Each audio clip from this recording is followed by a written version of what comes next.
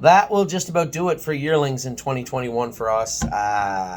Obviously, I'm always biased when I'm talking about the work we've done at a sale, but I couldn't be happier. I mean, I was just talking to one of our clients, Randy, about the sale and talking about how, if you look at what took place and how many hips there were in between horses I bought, yes, we were bidding on other horses, but what we were bidding on and how we were going about doing it was exactly what we were trying to do. I told everybody this was going to be a much, much more targeted sale. I know a lot of people are saying, Anthony, you bought so many tactical landings. Well, here's the thing.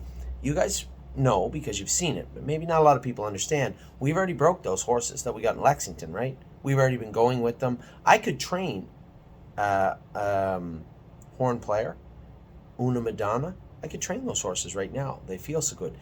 Landing Strip. Those horses feel awesome right now. So we bought horses by First Crop, Muscle Hill sire. That was an $800,000 yearling. Made $800,000 himself, and was a very, very good horse. So people have short memories in this industry. They forget that it was only a year ago that people were shying away from Walner, right? That's how we ended up with 3-Point Blue Chip. It's not always going to work that way. There's going to be lots of people that buy betting lines the first year and wish they didn't.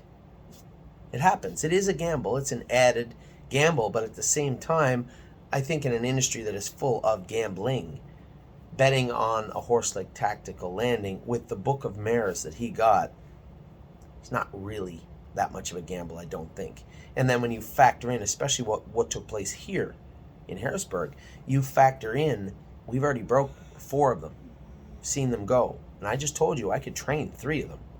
Right now, that's how fluid they are. What do you want in a good horse? Good pedigree, good attitude, good work ethic, nice mechanics. These horses have it all. So what would have to take place between now and June for everything just to fall apart and then be no good? I don't see that happening. What I see is a bunch of really well put together, smart, intelligent, happy horses that like their work. The 4 that we have, anyway, that are already broke. So that is where the extension of that into Harrisburg came from. Not to mention, really to be truthful, Muscle Hill, Walner, Chapter 7, Captain Treacherous, Sweet Lou. There's only so many places you can find value in this industry, none of which were in the 5 that I just mentioned. I think we found a little value in the Captain Treacherous we got in Lexington. Pacers are a little fickle, right? There's such a thin line between a good one and a really good one. A bad one and a talented one. That I'd rather take my chances with a trotter. Very tough to buy a Walner, almost impossible. Same with Chapter 7, right? Even Father Patrick was difficult, but we found value in the one sire that would allow us to, which was Tactical Landing. Pretty clear. I mean, just look at the sale results from Lexington and Harrisburg. It's pretty clear there was value there, and I think we found it again at this sale. So we'll start with, as I said, I'll give you a little recap of what we did at the sale. The last day was a little convoluted. You saw me sign as an agent for one horse. That was James. James wanted a horse for him and his girlfriend to do. I found him one in the My MVP horse at the end of the sale. Our horses started off with Sister Solange, as I said, number 49. And I told you guys the story, but I'll recap it quickly. 47 and 49 I thought were 2 peas in a pod. 6 of one, half a dozen the other. They weren't put together right, the same. They weren't the same color. They didn't look the same. They didn't have the same pedigree. But to me, putting a value amount on those horses, I looked at 47. First 2 dams were a little weak. Very strong 3rd dam. 49 had money, power, and strength top to bottom. 1 through 3. So, I mean, if you were looking at a pedigree page, one could argue that 49 was actually a better candidate than 47. They were both correct. Muscular-wise, as far as the look of the horse, 47 was a little stronger than 49. Now, good point. 49 was a May 16th foal. 47 was a February foal. So it goes to say that's what happened. It was a glaring difference, though. 47 sold for $165,000. 49 we picked up for $35,000. again, think what you want. Maybe you can disagree with me. Those two horses, to me, to my eyes, were virtually the same worth heading into the sale, yet one sold almost, 5 times what the other one did. Exactly 5 times. No, it's not exactly 5 times. A little less than 5 times. My next horse that I got was 73. I thought 2 horses in the middle of the catalog that I really liked. Well, there was 3. Number 58 was Lord Bridgerton, I think his name was, wasn't it? Lord Bridgerton. I knew looking at him. So when I walked into Concord, there were 4 horses out on the floor. Marcus Melander, Lucas Wallin, Chris Ryder was looking at all 3. And the other gentleman, I can't remember his name, from Finland, was also looking at them, right? Had all 4 out on the floor. Let me see if I can remember exactly who they were. Lord Bridgerton, totally. Tactical Tactor was the other one. I'm drawing a blank. They were the 4 horses from Concord that I wanted to pull out. And I walked up to Julie Mears. I give her a long list of horses. She goes, these 4 trotters are right over there. Looking at the 4 horses together were Lucas Wallin, Marcus Melander, Chris Ryder. I don't know if they were together, but they were looking at those 4 horses. So I walked up right away. By the looks of Lord Bridgerton, 0% chance. Now, just to frame this properly, I'm not trying to tell you that all 4 were equal. I'm not trying to tell you that all 4 were very similar, not even close to the same story as 47 and 49. But those were the 4 that I liked the most from Concord Stud. Lord Bridgerton brought $530,000. Now, as I said, in the middle of the catalog, these were horses that, is this going to be our 6-figure horse, our expensive horse? Is this going to be a horse that would be somewhere around there? Where are we going to find the most bang for our buck when it comes to that amount of money? Well, as soon as I looked at Lord Bridgerton, 0% chance we're getting Lord Bridgerton. As soon as I looked at Tactical Tactor, 0% chance. Hold the phone. He is a tactical landing. There may be value there. And it's funny because I had this very conversation with Chris Ryder. He was looking the horse over. I believe I even did a video of the horse. And I said to Chris, I said, we had some luck with tactical landing so far in Lexington. I feel that we got some great bargains with tactical landing. And he looks at me and he goes, well, they weren't at a Solvig. Solvig is the mother of Tactical Tactor. So as the middle of first day approached, I'm trying to figure out, I don't need a horse for $80,000 or $90,000, right? We have the partnerships for $150,000 and $50,000. Made no sense just to fill one of them up with an $80,000 or $90,000 horse. Made no sense. A horse like Landing Pad, I didn't really think was the same caliber as Tactical Tactor, Lord Bridgerton. There's a number of other horses, even number 86. What was his name again? Just looking for it here. Southwind Lager. Like these horses, similar but not. They weren't our horse, right? They weren't that horse. They were just nice horses. So as Southwind Lager and Landing Pad approached, I wasn't going to 80 or 90,000, even though I thought both of them were probably worth 70, 80, 90,000. I was wrong. The first one was a Tactical Landing Pad. We bought the horse for 42,000, which I thought was great, especially the backstory I gave you yesterday. If you haven't heard the story, go back in yesterday's video and listen to the story about Aki Sponstead and I bidding on this horse. He got the last laugh later on in the sale, though. So Landing Pad we get for 42,000. I almost got both of them, right? I did bid on Southwind Lager also. He went for 45. I had the $42,000 bid on Southwind Lager also. Tron Smedgehammer bid 45. I'm looking at it. Got the horse. I wasn't going to 50. Left him alone. Done. He's gone. So now at this point we have Solar. What's her name? Sister Solange and Landing Pad. I'm pumped. And we got them for a lot less than I thought. 35 for I shouldn't say that. I had Sister Solange priced at 42,000. That's what I priced at. You might ask me, where do you come up with 42? So this is the thing. If 2 people land on 42, or if somebody else lands on 40, I would bid 42, the next bid. I wouldn't want to bid 45, I'd bid 42. Right? If you got the horse, great. You might have saved $3,000. If you don't, you don't. I got Sister Solange for 35, which was less than I thought she'd bring. I got the other colt for 42, which is a lot less than I thought he would bring. I bid 42 on Southwind Lager, and I didn't get him. No big deal. That's a sale. I got, as I said, very similar colts in my mind. This guy was a Muscle Hill that went for 45. Ours was a Tactical Landing. Whatever. I like the one we got. So we got Landing Pad.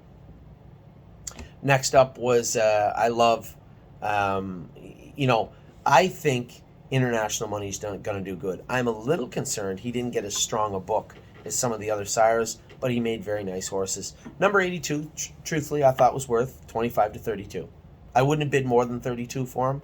I was happy to get him for 25. I think this is a guy, I thought I had him for 17 at one point, and we ended up getting to 25. But I was happy to buy him. His name is Spitfire Overseas. He was a very, very nice looking horse. Now, full disclosure, the exact same pedigree by a different sister. So this one's at a legal lady who is a Dewey Cheatham and Howe. I believe there was a Cantab one, so the same family out of a Cantab sister. The next day sold for 30. So very similar family. We bought this one for 25. I'm not going to say it was a huge bargain. I think that's exactly what the horse was worth. I thought a couple of dollars more, but regardless, I think that's what the horse was worth. Now we go another 40 hips, 47 hips. In the ring comes Tactical Tactor. Now I'm going to circle back. I don't think there was anything. Yes, I wanted Snowman Hanover, and I told Amy 10 minutes before he came in the ring, we would get him for sure. I was ready to pay 40 or 50 for him. I was not ready to pay 200 for him, which Ray Schnicker did. That doesn't mean the horse wasn't worth it. That isn't what I was willing to pay for him. I'm just looking quickly here. Steinbeck Hanover, no, I didn't really want him. There wasn't a whole lot really, was there? Pratt Hanover, again, this horse sold for 95. I had him nowhere near 95, but I had already got a Father Patrick, so I wasn't really looking. Phelps Hanover, 180 to Courant Incorporated. I like that horse, but again, I didn't even bid on this horse. I was waiting, right? At this point, after watching the first Tactical Landing go through the ring for 200, then watching a couple more, and then getting the horse that we wanted, what the Hill Colt went for 30, that was a good buy, I think. The other one went for 375. Wow. I just didn't, it didn't get in my head.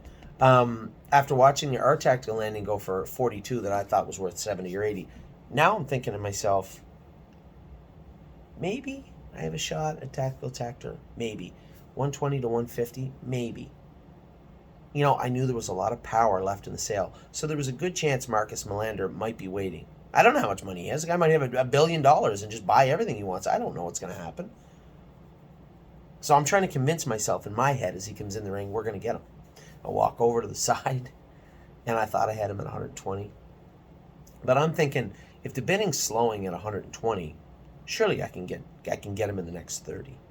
120, 125, 130. I think I might have even bid 132. Now, I knew that somebody over there was bidding up to 120. It turns out it was Nancy Tactor. Now somebody else has jumped in over my right shoulder. I don't want to look. I know the stands are right behind me.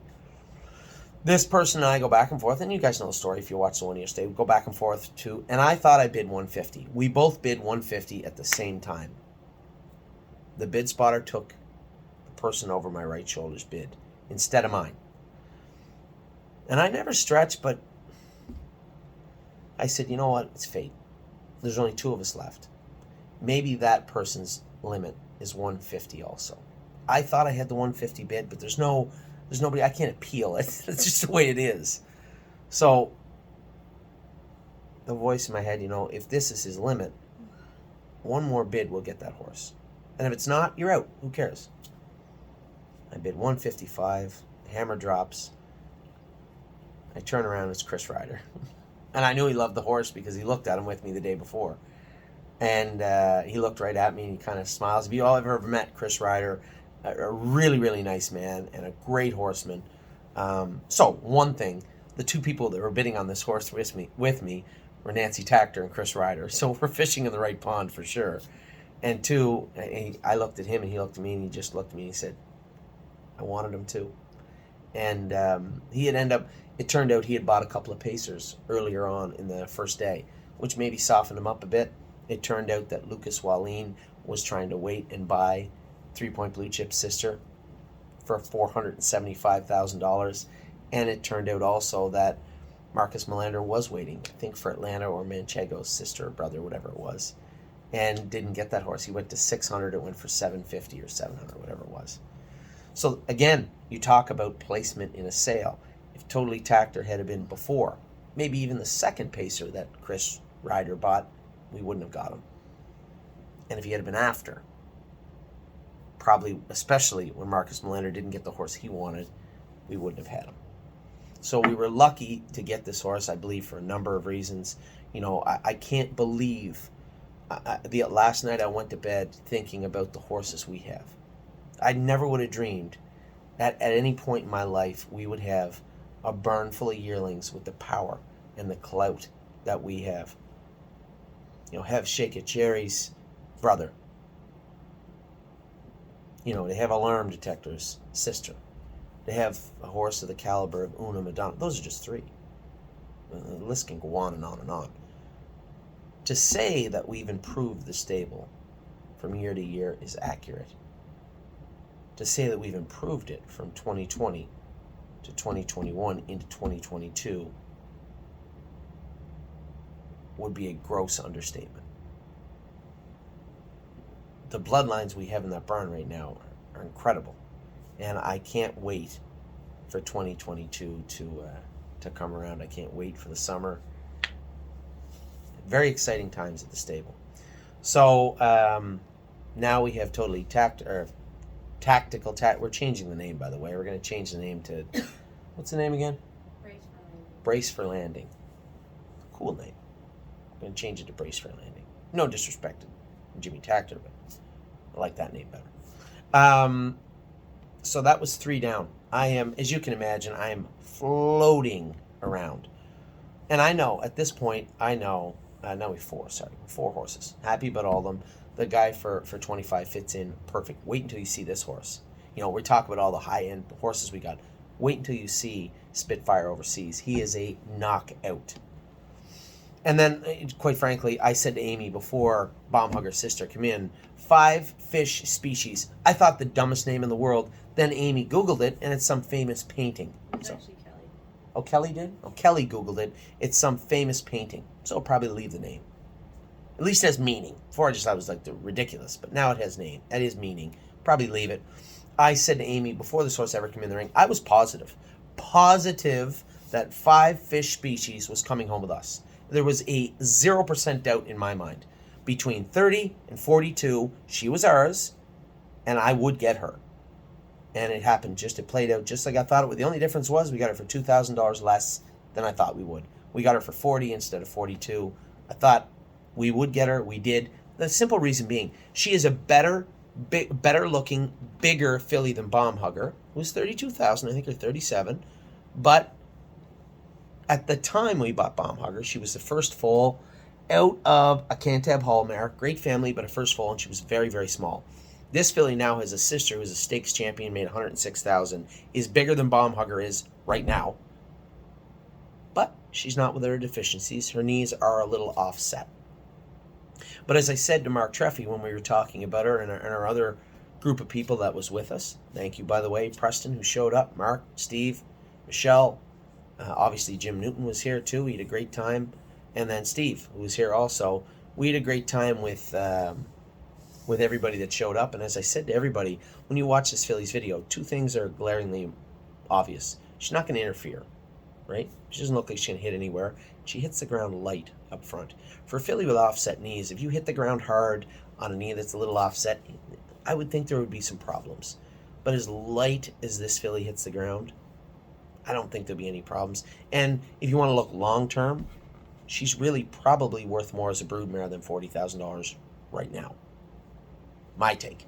So 5 fish species, simple buy. I was certain we'd get her. We got her for right around exactly what I thought. The only shock of the day was that we were able to buy one of the best pedigrees in horse racing. Solveig has been a dominant mare for Jimmy Tactor, his family, and his group of breeders from day one.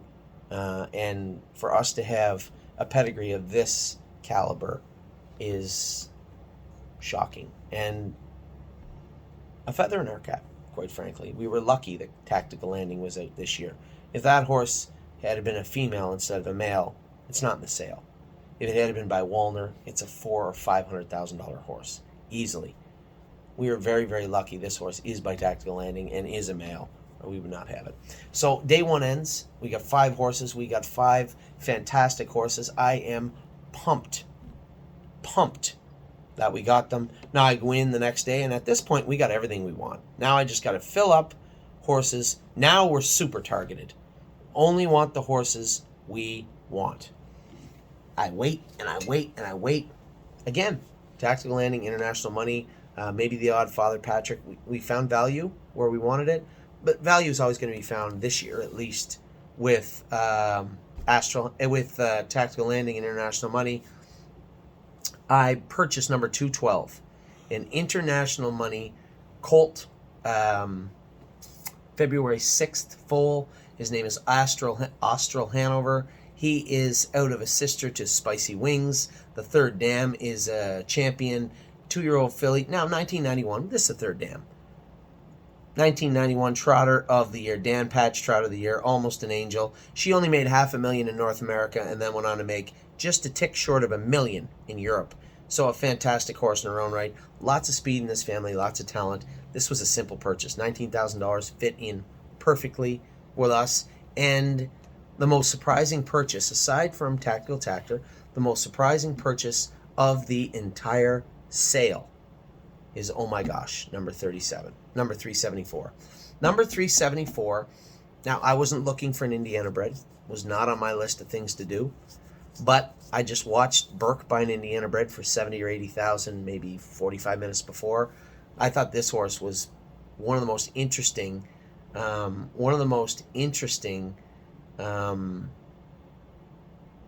Indiana breds in the sale. Now, I'm not looking for, I'm certainly not having no interest in paying anything more than 50 for a horse that looks like he's probably worth 70 or 80, but I have no interest in that. He goes in the ring, and I was ready. I was waiting. I saw him go in. I thought I had him for 17. We ended up getting him for 22.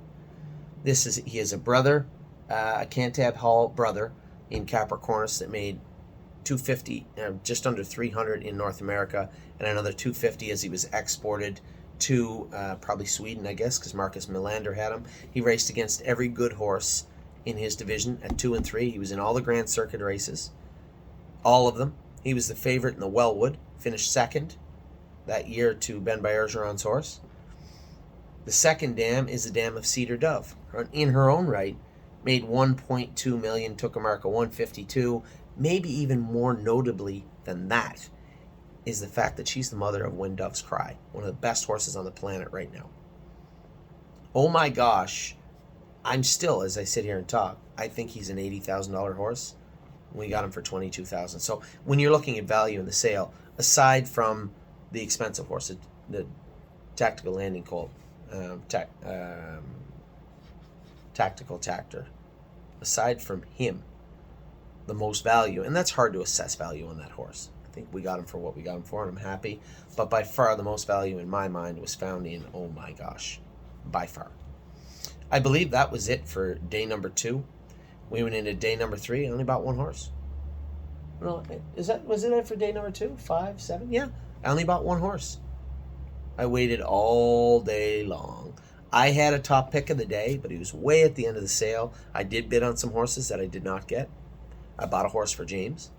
Bought a horse for Steve. I waited. My top pick of the third day, the last day of yearlings, was simple. It was number 772. He's a Donato Hanover. Yes, Donato's a little long in the tooth. And not really sought after. This horse's video was incredible. And I didn't really like him until I saw him in person. My first time seeing him and being interested, I never looked at the Donato Hanover video at the end of day 3. It was not on my radar. But I saw him out in the floor. I saw him out in the floor at Preferred Equine. I remember we were waiting for a bunch of our horses to come out, and this horse is out, and I'm like, oh my God, what is that? I look it up. Donato Hanover, really? Wow. I waited, looked him over, I looked at his video a bunch of times, I looked at his pedigree, virtually his whole now, it's important. 11th, ninth full. I wish I had this part in front of me. I don't, so I'm gonna forgive me if I'm wrong a little bit. But virtually every horse was by Broadway Hall or Possess the Will. Nothing against either of them, but clearly didn't work with this mare. This one was by Donato Hanover, and I don't know what the other ones look like, but I can tell you what this one looked like. Fashion Presidente. Man, this was a gorgeous horse. I knew we could get him. We had 17,000 left in total for the partnerships. 17. Old Presidente slid right in at 14. I figured we could get him. I figured we could get him for 14, and that's exactly what we got him for. So I come in under budget for everybody out there counting along with us at home. I came in $3,000 under budget. Everything worked out perfect. We're putting the partnerships together now. Actually, Steve has them on a napkin in the other room. But we have an idea of what we're going to do. I got to send those off to Kelly. So we ended up with 8 horses. 8 horses at Harrisburg. I couldn't be happier with what we did. I couldn't be more excited to get them home and break them. Just a fantastic sale again. We're not done yet. Not at all. We have one weanling to look at tomorrow that I'm interested in. Might have a broodmare to look at that I'm interested in. You know, we don't have enough broodmares, do we? It's a terrible, terrible thing to do. But a very interesting story behind this particular mare also. So we have a weanling I'm interested in, a broodmare I'm interested in, and then I promised everybody we have a partnership for racehorses. We still have some work to do here in Harrisburg. Now, I will tell you this. That partnership is not full. That $85,000 racehorse partnership is not full. I have 6 horses I'm going to look at tomorrow. And I hope by the time we get to Friday at post time in the sale, we have that category full, I would hope. Because it's going to be razor thin from here to Christmas now. Much easier than it's been in the past. But still thin nevertheless. So, if you're interested in buying a racehorse, feel free to drop me a line. I know I'm going to get a million emails from people asking what horses. I'm not done looking at the Pacers yet. So if you're saying on that list of 6 there are 0 Pacers, that doesn't mean I'm not going to buy one. Just means I haven't got through all the Pacers yet. Now, also, I can give you a rough list, but cut me some slack. I want to go look at the horses. There's 2 of them I know the backstories on right now. I'd like to know the backstories on all of them that we're looking at. Do a little digging myself. If there's anything to be known about the horse, I'd like to know it. So we have 6 trotters right now. I'm going through the Pacers list with my wife. We're going to take a look at them. And on Friday, we likely will bring some racehorses home. The reason it's so important to sell that partnership out is I can't race those horses until they're paid for.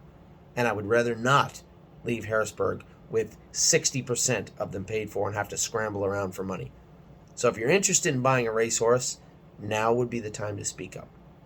Anyway, I hope you guys, I know I haven't sent out all the information I usually do. This is really, it's a lot, right, to take in at this sale, and a lot was done. A lot was completed. So, you know the horses we have now. We'll fix up the buckets over the next day or 2 and have those out to you also. And we have some racehorses. As I said, some racehorses to purchase on Friday. So drop me a line. Let me know what you want to do. I appreciate everybody's participation, everybody's involvement. It has been the most spectacular sale season. Really, the most spectacular year ever for the stable.ca. Most definitely the most spectacular sale season. I cannot wait. Amy knows I love to start celebrating Christmas on November 1st, but it really does feel like Christmas right now. So we'll talk to you all very soon. Thank you all again very much. Take care.